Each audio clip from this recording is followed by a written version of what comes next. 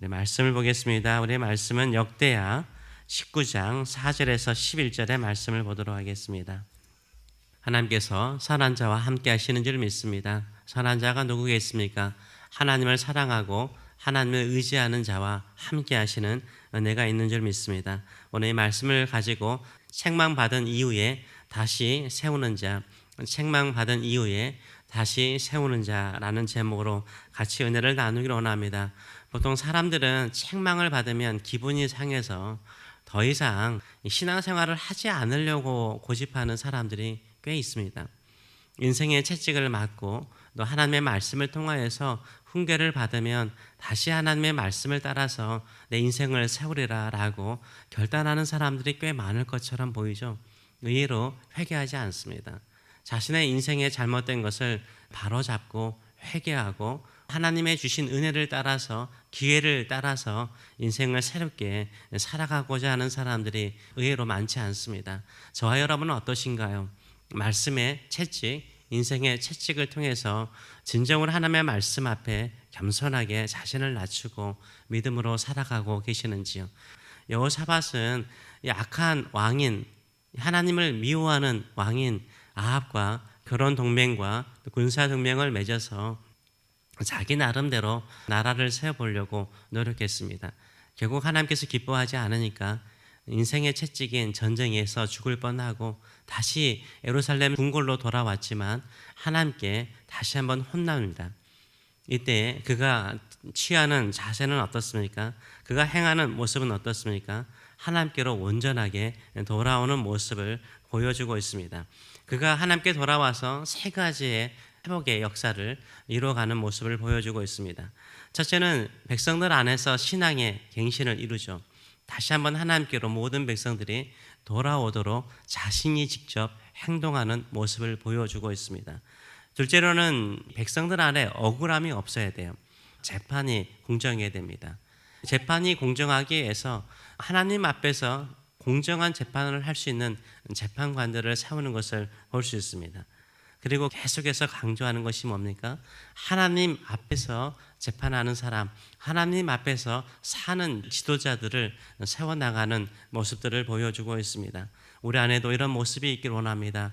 나 자신만 신앙으로 세우는 것이 아니라 내 주변에 있는 사람들도 신앙으로 세워나가서 하나님의 나라가 임하는 가정, 하나님의 나라가 임하는 교회를 세워나가시는 저와 여러분 되시길 축원합니다. 첫째, 여호사밧이 한 행동이 무엇입니까? 그는 이스라엘 모든 백성들이 다 하나님께 돌아오도록 직접 행동하는 모습을 보여주고 있습니다. 우리 4절의 말씀을 보게 되면 이렇습니다. 4절의 말씀을 보게 되면 여호사밧이 예루살렘에 살더니, 이 말은 단순하게 예루살렘 궁궐에 산다라는 의미도 있지만 예루살렘에는 뭐가 있습니까? 하나님의 성전이 있습니다. 하나님께 예배하며 살았다는 거예요. 하나님께 예배하며 살면서 예배에 머물지 않고 그가 움직입니다. 예루살렘에 살더니 다시 나가서 예전에 그가 열심을 가지고 이스라엘 안에 하나님께로 다 돌아와라, 전심으로 하나님만을 섬기자, 그러면 하나님께서 우리를 돌보시고 우리를 지키시고 우리를 축복하실 것이라고 가르쳤던 그 삶을 다시 했다라고 말하고 있어요. 그런데 구체적으로 설명을 하고 있습니다. 다시 나가서 브에셀바에서부터 최남단을 말해요. 한국어로 말하면 제주도예요. 제주도로부터 시작해서 남유다니까 에브라임 산지죠. 제일 북쪽이 에브라임 산지예요. 남유다 제일 최남단에서 최북단인 에브라임 산지까지 백성들 가운데로, 사람들 가운데로 다녔다라고 말하고 있어요. 그들을 그들의 조상 하나님 여호와께로 돌아오도록 했어요. 누가요? 왕이요. 보통 왕은 궁궐에 있잖아요. 우리 조선시대라든가 고려시대 보세요. 대부분 왕들은 평생을 궁궐에서 벗어나기가 쉽지 않아요. 여호사밧은 어때요? 모든 사람들을 만났어요. 모든 도시들을 두루다니면서요. 어떻게 했어요? 우리 하나님께로 돌아가자. 여호와 하나님께로 돌아가자. 우리 조상들이 섬기는 하나님께로 돌아가자라고 그가 종교 계획을 일으키는 것을 볼 수 있습니다. 우리가 여기서 예배를 드리지만요, 우리의 마음이 나가서 다시 나가서 두루 다니며 하나님을 신실하게 믿자라고 격려하며 신앙을 회복시키시는 저와 여러분 되시길 축원합니다. 지금 이 시대는 누가 잘했느냐 못했느냐 책망하고 비난하는 시기가 아닙니다. 내가 하나님으로부터 다시 세움을 받고 기회를 받았다면 나도 세울 뿐만 아니라 주변의 사람들도 믿음으로 세워나가시는 여러분 되시길 축원합니다. 그래서 신앙의 회복은요, 그저 용서받고 깨끗하게 씻기는 것으로 끝나는 것이 아닙니다. 다시 채우는 거예요. 이스라엘 백성들이, 남유다 백성들이 다시 하나님께로부터 복을 받는 비결은요, 말씀으로 채우는 거죠. 하나님의 말씀으로 다시 채우는 거예요. 창조의 역사는요, 체험으로 일어납니다. 창세기 1장을 보게 되면 땅이 혼돈하고 공허하며 흑암이 깊은 가운데 있었다라고 말하지 않습니까? 근데 이 공허한 곳에는 어떻게 합니까? 빈 곳에는 하나님이 생명으로 채우시잖아요. 그렇죠? 무질서한 곳, 혼돈이 있는 곳에는 하나님이 질서를 세우세요. 어두운 곳에는 무엇을 하죠? 빛을 주시잖아요. 인생이 회복되는 것이 세 가지가 있어야 돼요. 마음이 공허하면 안 돼요. 그건 아직 창조, 회복의 역사가 없는 거예요. 말씀으로 가득 채워줘야 돼요. 하나님의 임재로 가득 채워줘야 돼요. 빛이 임해야 됩니다. 어둠은 우리의 마음을 두렵게 하잖아요. 빛은 뭡니까? 하나님의 말씀이죠. 예수님이죠. 예수님이 빛이시고 우리의 생명의 빛 아닙니까? 예수님으로 충만해야 되고요. 하나님의 말씀으로 충만해야 돼요. 예수님은 말씀이시잖아요. 말씀으로 충만하게 채워줘야 돼요. 또한 질서잖아요. 혼돈이 왜 있어요? 질서가 없기 때문인 거예요.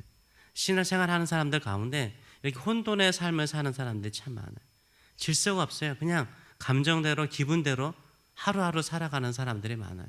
질서가 없는 거예요. 규칙적으로 말씀을 보고 규칙적으로 예배하고 규칙적으로 기도하고 규칙적으로 성경을 읽고 규칙적으로 전도하는 이런 질서 있는 삶이요, 결국 자신을 강하게 만들어요. 뛰어난 스포츠 운동 선수들 보세요. 대충 해서 뛰어난 선수가 되는 게 아니잖아요. 꾸준하게 규칙적으로 운동을 해요.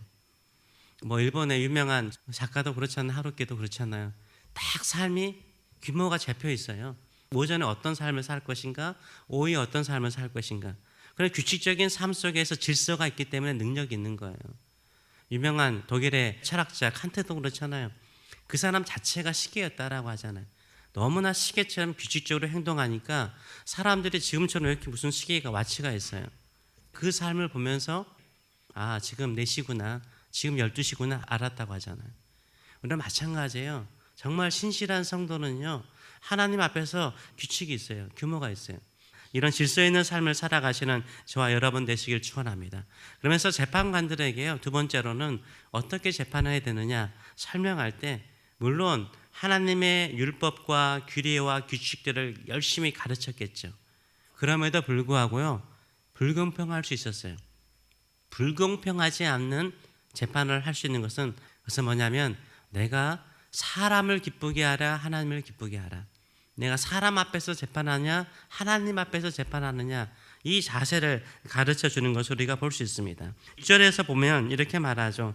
6절에 보게 되면 재판관들에게 이르되 너희가 재판하는 것이 사람을 위하여 할 것인지 여호와를 위하여 할 것인지를 잘 살피라 라고 말하고 있어요.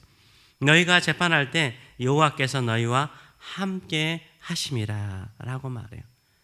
재판관들에게 훈계하는 것이 무엇입니까? 가르치는 것이 무엇입니까? 사람을 위한 재판이냐?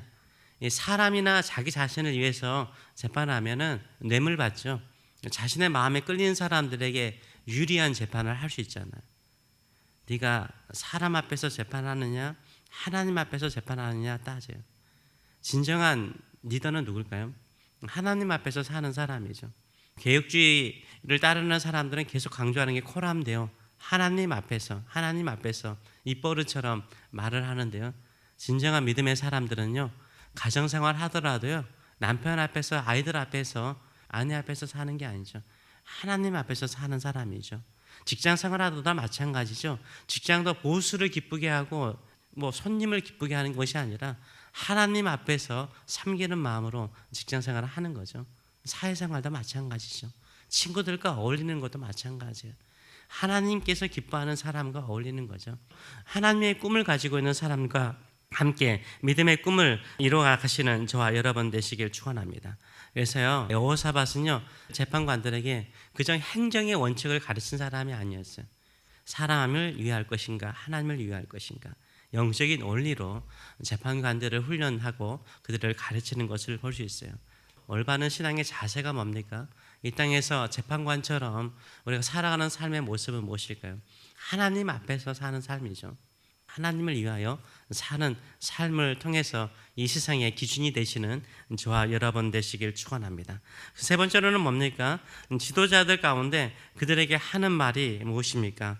9절의 말씀을 보게 되면 예루살렘에 있는 사람들, 특별히 예루살렘에 있는 사람들에게 이렇게 말을 하고 있습니다. 그들에게 명령하여 이르되 너희는 진실과 성심을 다하여 여호와를 경외하라 라고 말하고 있어요. faithfully, wholeheartedly 이런 영어를 쓰고 있는데 하나님을 경외하라는 거예요. 두려워하라는 거예요. 하나님은 사랑의 하나님이기 때문에 가끔은 두려워하는 마음이 없어요. 이 막 나가는 망나니처럼 우리가 하나님을 대할 때가 많아요. 그게 아니에요. 진정으로 하나님을 사랑한다면 전심을 다하여서 하나님을 의지하고 바라보고 살아가는 줄 믿습니다. 우리 안에 이 마음이 있기를 원합니다. 누가 진정한 지도자일까요? 누가 진정으로 하나님이 세우는 사람일까요? 하나님을 신실하게 전심으로 사랑하고 두려워하며 하나님을 위해서 살아가는 사람인 줄 믿습니다. 여호사밧은 한때 실수했고 무너졌습니다.